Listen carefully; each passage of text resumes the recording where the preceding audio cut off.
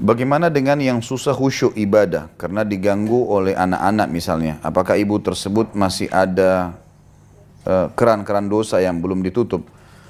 Kita lihat penyebabnya ya. Kalau masalah anak yang mengganggu memang dalam arti kata memang dia mengganggu karena masih kecil, butuh dan segala itu tidak ada hubungannya. Ibu lebih tahu lah.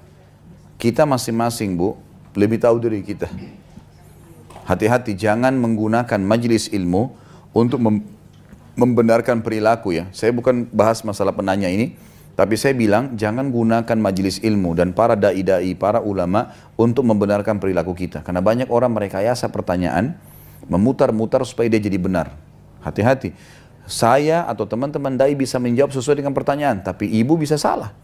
Tetap kalau salah di mata Allah salah. Kata Nabi SAW, dosa itu yang berkecamuk dalam hatimu. Walaupun kau sudah menanyakan fatwanya pada siapapun. Saya pernah dihubungi seorang ibu, Ustaz tulis pertanyaan begini, suami saya begini, suami saya begitu, suaminya semuanya salah. Buruk semua nih. Saya setelah baca, saya hukumi seperti sesuai pertanyaan. Suka inilah, suka itulah, suka inilah, segala macam. Saya bilang, kalau terakhir pertanyaan, boleh nggak saya minta cerai? Bu, kalau seperti ini, silakan ibu ajukan cerai. Suaminya nggak pernah sholat, suaminya nggak pernah kasih nafkah, suaminya suka pukul, dan macam-macam ini. Sudah diingatkan belum bu? Sudah. Nggak mau taubat? Nggak mau. Baik, ibu boleh tinggalkan dia. Boleh ajukan cerai. Karena pertanyaannya, boleh nggak saya cerai? Baik. Subhanallah, 2 hari kemudian suaminya telepon saya. Saya nggak kenal nih suaminya. Assalamualaikum warahmatullahi wabarakatuh. Saya Fulan. Oh iya pak, kenapa? Saya suaminya si Fulana. Siapa si Fulana ini? Disebut nama istrinya gitu. Ada yang hadir di pengajiannya Ustaz. Saya bilang pengajian saya memang rata-rata ibu-ibu. Saya nggak tahu. Nggak hafal semuanya gitu. Dia bilang ada yang pernah bertanya masalah ini dan itu, disebutkan masalahnya dia. Kebetulan saya ingat, baru 2 hari yang lalu. Oh iya pak, memang ada ibu yang bertanya begitu. Itu istri saya bohong Ustaz. Dia bilang, demi Allah begini ceritanya, diceritain sama dia. Saya kasih, istri saya sudah beliin mobil, saya sudah kasih rumah, ada alamatnya di sini, dan seterusnya, diceritain sama dia. Semua itu dibantah sama suaminya. Nggak benar semua. Orang ini nggak bersyukur sama Allah. Bukan cuman dia, bukan cuman saya, keluarganya semua tahu siapa orang ini. Jadi dia menanyakan pertanyaan untuk membenarkan perilakunya saja. Gitu. Ini bahaya, hati-hati, Allah lebih tahu loh. Akhirnya suami bilang, kalau Ustaz tidak percaya bisa saya datang sama istri saya. Saya bilang, nggak usah datang, terima kasih. Sudah cukup. Saya banyak yang saya harus selesaikan gitu. Yang penting sudah disampaikan. Kalau bapak dan ibu lebih tahu dirinya. Innamal a'malu binniyat. Nggak bisa kita boleh menipu manusia, tidak bisa menipu Allah. Hati-hati, ya. Ini perlu digarisbawahi.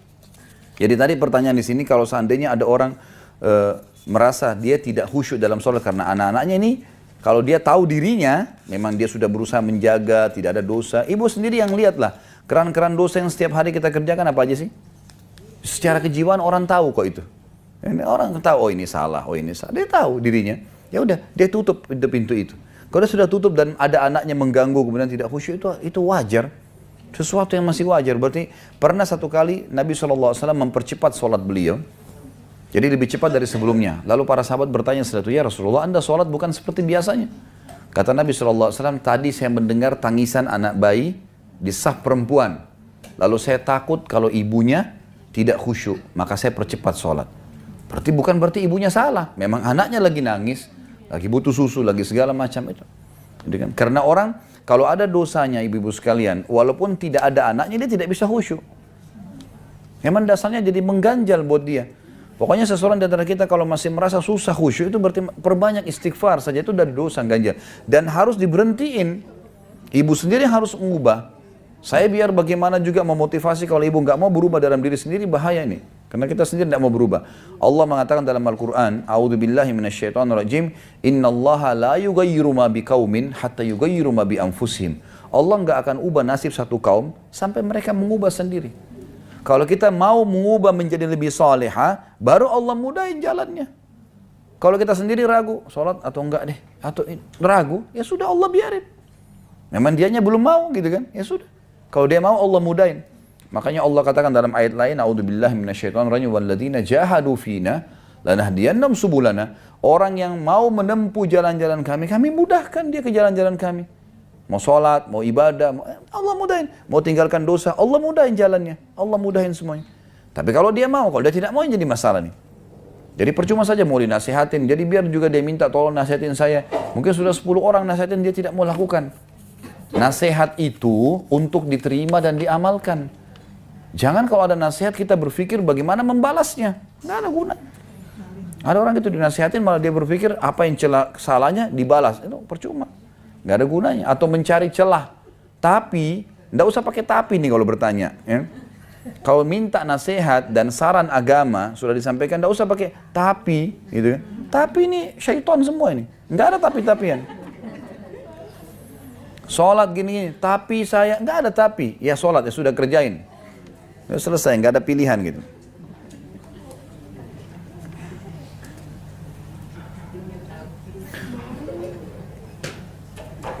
Bagaimana hukumnya memakai kartu kredit? Jika sudah terpakai, apa sebaiknya saya lakukan? Boleh dicicil. Jika suami kerja di bank atau asuransi, apakah semua gajinya haram? Lalu bagaimana menafkahi anak istri jika memang itu haram? Ini tentu butuh rincian ya, butuh rincian. Kalau masalah, saya pernah tanyakan kepada Profesor Ahmad. Beliau ini salah satu pakar fikih di Madinah. Dan masalah hukum kartu kredit. Beliau mengatakan ini harus dirincikan.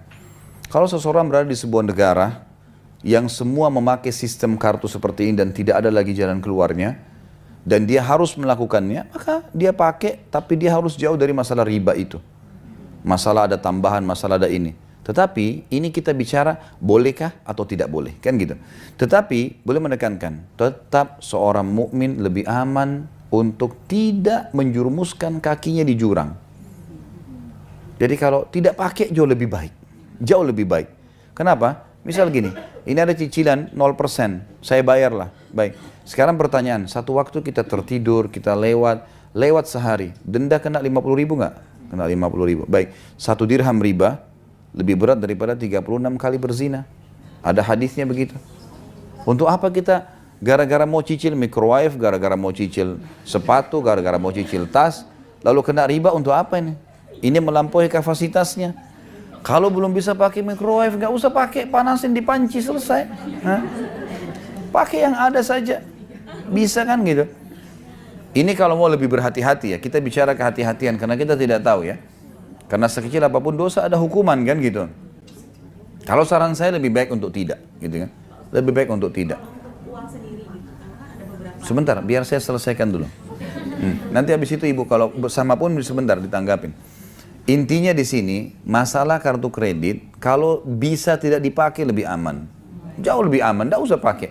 Coba ibu renungin deh, kalau tidak dipakai apa yang rugi? Hah? Matanya buta, tangannya putus, nggak ada apa-apa. Tapi kalau ada di tangan, oh ini limitnya 30 juta, oh ini limitnya 70 juta. Kita akan buka nggak itu? Kita akan buka nanti. Oh nggak apa-apa, saya masih mampu, saya masih mampu. Akhirnya utang bertumpuk, akhir bulan bingung bayar ini, bayar itu, banyak. Kendalanya lalu untuk apa? Dan kadang-kadang kebanyakan ini, makanya dia bank-bank biasa punya brosur, cicil ini, alat ini, segala macam. Padahal kita nggak perlu sebenarnya. HP-nya alhamdulillah ada, ininya ada, itunya ada. Coba belajar teman-teman sekalian. Kenapa ada manusia begini? Ini faktor kejiwaan ya. Kenapa ada manusia pada saat dia punya pendapatan 5 juta per bulan, ya, dia merasa bisa hidup. Atau misal ada orang cuma 1 juta per bulan, dia bisa hidup. Dia bisa makan, bisa minum kopi, bisa semuanya. Kenapa pada saat gaji dia naik 5 juta, dia tidak bisa, dia kalau ada income tambahan, dia tidak bisa hidup seperti hidup yang 1 juta kemarin. 5 juta itu tidak cukup lagi sama dia. Padahal waktu dia masih 1 juta, dia bilang kalau seandainya saya punya gaji 5 juta, ini pasti tertutupi semua. Bahkan saya bisa nabung. Kenapa pada saat datang 5 juta gaji dia nggak bisa? Karena secara kejiwaan tuntutannya lebih besar. Coba kalau dia pada tuntutan yang sama, maka tidak ada masalah sebenarnya. Income ini akan bisa di save, bisa disimpan, tapi enggak. Memang secara kejiwaan ada orang begitu. Jadi biar income-nya pun 1 miliar per hari, habis juga. Karena dia akan ikutkan dengan tambahan-tambahan pengeluaran terus. Dan banyak hal yang tidak perlu. Banyak hal yang tidak perlu sebenarnya. Ini bukan sekali lagi tidak boleh menikmati ya. Kita boleh menikmati hal-hal yang halal. Tapi ingat, ada kaidahnya gini. La ifrat wa la tafrid. Jangan terlalu berlebihan, jangan juga terlalu perhitungan. Tengah-tengah lah. Tengah-tengah lah. Sesuai dengan tadi saya bilang kapasitas kita. Ya. Kalau masalah ada suami kerja tadi pertanyaan di bank dan seterusnya, ini ibu-ibu sekalian, maaf, kalau Anda bertanya hukum agama, maka hukum agama haram, haram, halal, halal. Nggak bisa seorang dai itu menjual akhiratnya untuk masalahnya ibu pribadi, nggak bisa. Saya waktu ditanya masalah riba, riba haram, dosa besar, nggak bisa. Mau dicari dari celah manahnya, gitu kan? Nggak mungkin. Ini kalau haram, jangan cari dari samping ada halalnya atau enggak. Dari bawah. Haram berarti H-A-R-A-M, haram. Nggak bisa. Kalau tanya seorang dai, pasti dia bilang, kalau orang takut sama Allah, nggak boleh haram loh.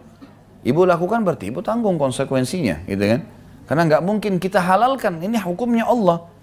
Termasuk yang membatalkan keislaman seseorang, kalau Allah haramkan kita bilang enggak apa-apa halal, itu bisa batal loh Islamnya. Allah haramin kita bilang enggak boleh, haram jelaskan apa adanya. Orang lakukan berarti ada konsekuensinya. Dan kita membantu dia untuk keluar. Silakan keluar. Orang-orang yang masih terlibat dalam kemaksiatan, lalu bertanya sebuah hukum, masih kerja di bank konvensional, masih ada riba, atau masih melakukan maksiat, seperti orang yang sedang injak becek, ya. Dosa itu kan kotoran, najis ya. Dia injak becek sekarang. Lalu seorang dai memiliki selang air, siap membantu dia. Dia bilang, Ustadz, bantu saya. Baik. Kalau saya sebagai Ustadz, misalnya sebagai dai, menyiram dia sementara di situ, saya mau bersihkan celananya sementara dia dibecek, maka makin kotor. Bagaimana caranya supaya dia bisa bersih? Dia keluar dulu dari becek itu. Baru saya siram, memang ada proses, basah sedikit, tapi sudah sebentar lagi kering kok. Begitu baru bisa. Jadi percuma ibu mau bertanya bolak-balik sama siapapun, kalau ibu tetap mau di situ, susah. Nggak bisa. Allah tidak akan mengubah nasib satu kaum sampai dia mengubah dirinya sendiri. Itu penting. Ada juga tadi disinggung masalah asuransi, panjang lebar saya jelaskan sebenarnya. Di YouTube sudah ada ini ya. Jadi asuransi itu selalu menjual sesuatu yang sifatnya tidak terjadi. Kalau ibu nanti dirawat nginap, sekarang selama hidup berapa kali dirawat nginap? Kalau ibu nanti tabrakan, kalau ibu nanti badai, apalah, kadang nggak terjadi. Untuk apa ini? Dari zaman dulu orang hidup tanpa asuransi kok. Bisa hidup, gitu kan? Lebih baik kita investasi, karena Allah menghalalkan apa? Jual beli, perdagangan, dan Allah mengharamkan riba. Riba masuk dalamnya masalah asuransi ini. Orang ada gharar, ada riba, jadi kalau kita tidak pakai maka dia bisa hangus. Kalau kita pakai pun kita cuma store 5 juta, tapi kalau kita butuh 70 juta dibayarin sama dia. Ini gharar namanya, nggak boleh dalam Islam. Hukumnya tetap nggak boleh. Kita nyetornya lebih sedikit, kita pakai lebih besar. Atau kita kalau tidak pakai, dia ambil sama dia. Ini semua adalah hukum-hukum gharar dalam Islam. Allah mengatakan solusinya, wa halallahu al-bai'a wa harrama riba. Allah menghalalkan transaksi jual beli dan Allah mengharamkan riba. Artinya, ibu-ibu investasi, usaha gitu loh, dagang, buat investasi, tabungan, silahkan. Jangan ke sini. Karena ini tidak boleh. Allah menghalalkan solusi lain kok. Misal ibu-ibu kumpul 10 orang nih. Ayo kita 10 orang kumpul yuk, masing-masing berapa? 100 juta, 50 juta, 10 juta. Ayo kita gabung, kemudian kita buka usaha apa nih? Sama-sama. Itu lebih baik, lebih berkah. Allah halalkan jual beli. Untuk apa kita ikat diri kita pada hal-hal yang masuk dalam masalah haram? Ingat ya, kata Nabi SAW dalam sebuah hadis, ini perkataan seorang ulama tabi'in. Kalau tidak salah, statement Sufyan ats-Tsauri. Beliau mengatakan siapa yang menggunakan dana haram untuk kebutuhannya atau untuk pengobatannya atau untuk jalan keluarnya, ini seperti orang yang mencuci bajunya dengan air kencing. Haram, kotor. Gimana caranya? Jadi tambah bau kan? Jangan. Lebih baik jangan gitu. Mungkin teman-teman yang sudah lama ikut, teman-teman yang terlibat sebagai kerja, mungkin merasa, masa sih? Baiklah. Saya sarankan begini, setiap kali penyampaian agama bu, ibu renungi dalam hati, ibu pulang, renungin, lihat efek-efeknya, baru ambil keputusan. Tidak usah menghakimi sekarang, karena hukum agama tidak bisa berubah, gitu kan? Tapi ibu coba renungin, ibu minta kepada Allah petunjuk. Kalau ibu merasa tenang ya silahkan saja. Kalau memang mau diadakan atau ada mungkin orang lain yang jelaskan, oh nggak apa-apa silakan, ya sudah. ibu mau berpegang pada dia silakan. Tapi pertanyaan dilempar ke saya selalu mengatakan kalau meja ini kita bagi dua, ini zona aman, ini zona tidak aman. Yang mana kita pilih? Zona aman. Kenapa nggak cari yang aman sih? Kenapa selalu mau coba-coba kepada hal yang tidak? Jangan tes. Api itu kalau kita coba tes saja tetap panas. Untuk apa? Untuk apa sekarang? Jangan coba-coba, sudah langsung aja sekalian yang aman, zona aman. Orang yang tidak aman itu ada kemungkinan syubhat, kemungkinan bisa haram bisa tidak. Itu seperti orang ada di pinggir jurang. Supaya tidak jatuh di jurang, apa yang harus kita kerjakan? Tinggalkan. Jangan coba, saya coba kaki saya jerumus nggak ya? Satu kali terguling, susah keluar. Harus mendaki. Kalau seseorang sudah sampai pada tingkat iman tertentu, Bu. Ini renungi kata-kata ini ya. Kalau seseorang sudah sampai pada tingkat iman tertentu, kemudian syaitan akan berusaha menggoda dia supaya jatuh level imannya. Kalau dia jatuh, misal dia punya tingkat iman 9, dia jatuh ke level 7. Ibu untuk kembali ke level iman 9 itu butuh pendongkrak lebih kuat daripada pendongkrak pertama yang menaikkan kita ke level 9. Tangkap ya, misal gini, satu waktu kita pernah bertambah soleha, bertambah enak ibadah karena pernah mendengarkan kisah seorang soleh, atau pernah melihat ada keluarga kita mati mengenaskan, atau apa. Lalu kita menjadi rajin ibadah. Kemudian syaitan goda terus berusaha menyerang kita, gitu kan. Kalau kita nggak punya benteng yang kuat, kita nggak paksain diri ibadah atau masih ada celah-celah mungkin yang bisa ditunggangi sama syaitan, teman-teman, kondisi, situasi yang bisa masih membuat kita masuk dalam dosa. Kemudian berhasil syaitan goda kita, lalu kita jatuh, kita harus mencari sebuah kejadian lebih besar daripada orang yang mati mengenaskan tadi, supaya bisa naik ke level yang sama. Seperti tadi orang terjerumus dalam jurang, dia harus mendaki lagi, baru bisa sampai ke khusyuan yang pertama. Jadi jangan sayang ya, sayang imannya jangan diturunkan, selalu kita berusaha naik. Ya, selalu kita berusaha, karena itu mahal sekali. Iman itu punya kenikmatan, ibu-ibu sekalian. Kalau iman ada dalam hati, kita akan mudah menghadapi masalah, mudah bersyukur, ya, mudah membantu orang lain, mudah menerima apa saja, mudah semuanya. Orang beriman itu semuanya bisa, dan ini mahal, tidak bisa dibayar dengan uang ini, susah.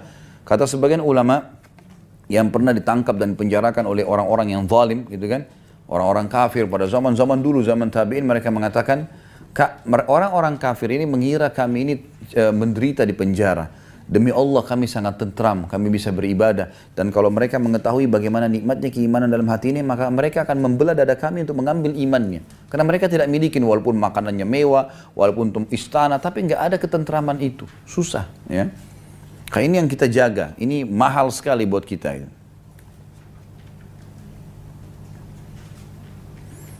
Ini hampir sama ya, apa saja yang terkategori riba. Jadi pahami saja masalah riba. Riba itu sesuatu yang bertambah bukan karena investasi atau karena utang, gitu loh. Itu riba. Jadi kalau misal kita utangkan seseorang 1 juta, kembalikan 1.200.000, namanya riba. Nggak boleh. Utang piutang adalah jasa yang kita berharap pahala. Ada 2 hal yang kita harap pahala. Utang piutang dan gadai. 2 ini ibu-ibu jangan mengkhayal punya keuntungan duniawi. Udah. Atau tidak usah buka sekalian. Kita boleh dalam Islam, ada orang mau utang kita tolak, maaf saya nggak bisa pinjamkan. Nggak apa-apa, nggak usah bohong. Karena kita ragu, kita bilang maaf saya nggak bisa pinjamkan. Nah, itu hak kita, nggak berdosa ya. Yang dilarang itu kalau orang minta sedekah kita tolak, itu nggak boleh. Kasih berapapun kalau sedekah. Tapi kalau orang mau utang, kita punya hak untuk bilang maaf saya nggak bisa. Karena kita tidak kenal, mungkin kan itu. Karena kalau kita sudah utangkan orang, kita harus tahu ini adalah murni mencari pahala, itu utang. Nggak boleh bertambah 1 rupiah pun. Sama dengan gadai. Orang gadein sesuatu nih. Ini saya gadai mobil saya ya. Saya gadai rumah saya. Harganya rumah ini 1 miliar. Saya gadai, saya butuh uang 100 juta saja. Sebulan saya akan bayar. Baiklah, kita terima jaminannya, gadaiannya. Kemudian kita pinjamin 100 juta. Setelah sebulan dia nggak bisa bayar. Apa yang banyak orang lakukan sehingga terjerumus dalam riba? Mereka menyita surat rumahnya orang yang nilai 1 miliar dan tidak dikembalikan sama sekali. Zalim. Riba nggak boleh ini. Dia punya hak kalau jatuh tempo 1 bulan untuk jual rumah itu, laku 1 miliar, 900 juta, dia ambil haknya yang 100 juta, kembaliin sisanya ke orang itu. Ini nggak boleh ada tambahan. Utang dan gadai jasa akhirat, titik. Itu hukum Islam. Kalau tidak mau jangan buka pintunya. Ya gitu. Yang kedua adalah investasi. Memang kita datang transaksi jual beli. Baik saya mau buka butik, saya mau buka restoran, saya mau buka hotel, saya mau gini. Mau nggak ikut sama saya? Baik, bagaimana perhitungan laba ruginya? Begini, begini, begini. Ini lokasinya kita pelajari semua. Investasi. Kamu 1 miliar, 1 miliar. Baik sama-sama. Bagi hasil. Ini dalam Islam untung rugi ditanggung bersama. Bisa masuk pintu riba kalau seandainya kita investasi ke seseorang. Kita sudah ikut, kita sudah investasi ya, sudah kasih ke dia. Investasi berarti untung rugi bersama. Nggak boleh pada saat perusahaannya orang bangkrut kita tetap minta uang kita. Gimana caranya? Dan kita curang pada saat orang ada keuntungan kita minta keuntungan. Ini nggak boleh. Harus tahu investasi begitu. Tidak bisa, jangan jalan investasi. Udah.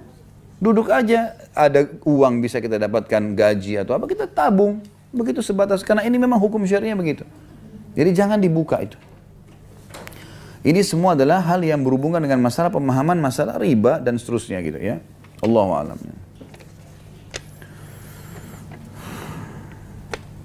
Pernah dengar kalau kita tidak boleh berandai-andai.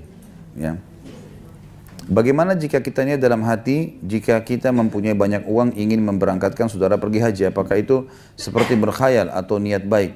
Saya nggak pernah mengetahui kalau nggak boleh kita berandai-andai. Yang saya tahu boleh saja.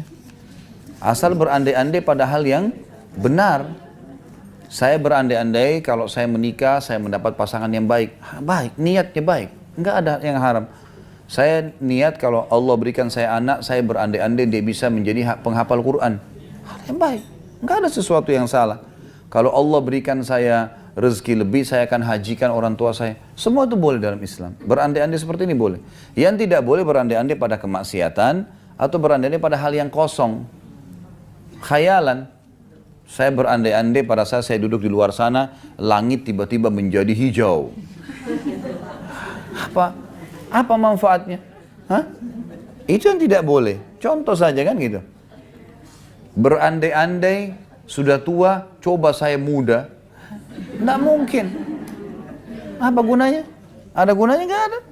Tetap tua. Gitu kan? Nggak ada urusannya sama sekali. Nah ini yang tidak boleh. Andai-andai kosong itu nggak ada gunanya. Gitu kan?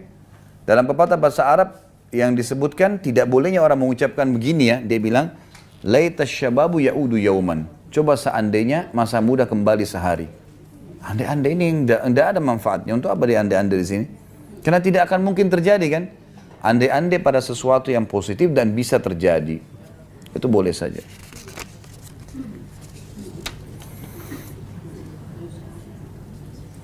Bagaimana hukum orang yang berhaji atau umroh dengan cara menyicil di bank syariah? Apakah itu uangnya haram? Saya tidak tahu kalau masalah sistem bank syariah seperti apa. Terus terang saya tidak, sering ditanyakan masalah perbankan syariah, saya tidak pernah tahu di dalamnya. Karena saya tidak pernah berbaur, sistemnya seperti apa, Allahu alam. Kalau saran saya pribadi, nyicil itu ya lebih baik ibu tabung saja. Tabung sendiri. Buka rekening khusus, jangan diganggu rekening itu, ini untuk tabungan haji saya. Lebih aman. Karena banyak hal ya, kita tidak tahu apakah dana itu betul ditabung saja atau dipakai investasi atau mungkin ada bagi hasil, ada apa. Semua masih bisa jadi tanda tanya. Kecuali ibu duduk, ibu jelas semuanya, clear poin-poinnya ternyata memang benar, ya silahkan. Kalau enggak ya sudah. Karena Allah mengatakan dalam Al-Quran, La yukallifullahu nafsan illa usaha. Allah tidak akan bebankan yang di atas kapasitas kita. Untuk apa kita masuk di situ? Misal ya, Allahu alam. Yang saya pribadi, ini kan karena saya yang ditanya ya. Tapi kalau ibu memang bertanya kepada seorang ustadz dan ustadz itu bisa memberikan gambaran dan ibu lebih tenang, silahkan. Saya bukan mengatakan pendapat saya yang benar, enggak. Saya bilang saya selalu mau mencari zona aman. Saya nggak mau coba-coba. Jangan coba-coba, nggak ada gunanya coba-coba itu. Coba-coba itu bisa benar, bisa salah kan? Enggak, ambil yang clear, jelas. Gitu kan?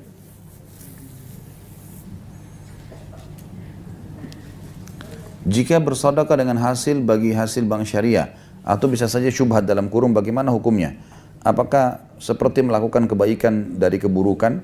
Tentu saja kalau menabung di bank syariah dan coba tanyakan ya, ini diapakan ya? Apakah Memang dia investasikan, bank syariah investasikan di sektor real atau tidak gitu ya. Kita bisa pastikan, kalau memang kita pastikan sumbernya benar, enggak apa-apa bagi hasilnya diambil. Insya Allah nggak masalah. Tapi kalau kita bicara data ini hukum adalah jelas-jelas bunga bank riba. Nggak boleh. Ini bahaya, seperti tadi saya bilang, bisa berefek buruk kepada kita. Bersedekahlah sesuatu yang besar, yang bersih, yang baik ya. Bagaimana hukumnya ibu atau perempuan sholat di masjid?